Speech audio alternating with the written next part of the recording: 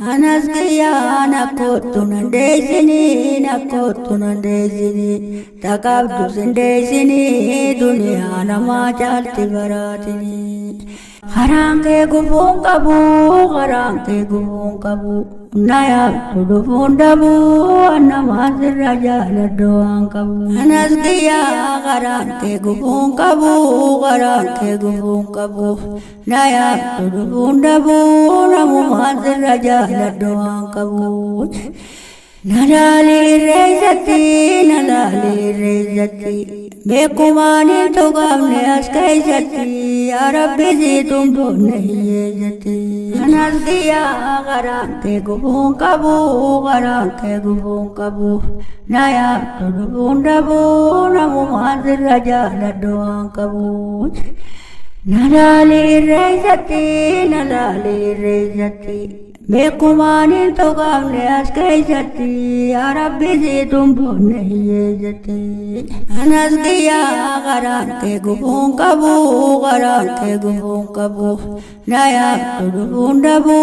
namu hazir raja laddoan kabu nalali reizati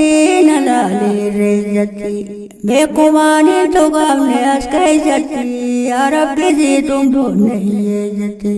anasgiya garante gubun kabu naya tudun dabu namu hazir raja laddoan kabu nalali reizati bekumani to gamne askaizati ya rabbi ji tum to nahi jati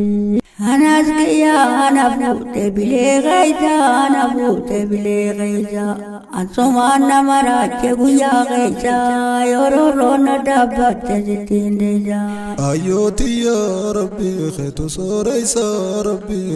soreisa anaske huma ankabu hiyesa ififu rakosa rabbi tindeisa atiz yorakondu terabingeisa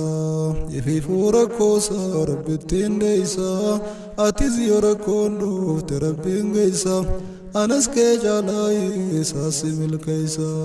ilma khe jalai sasimil kaisa anaske jalai sasimil kaisa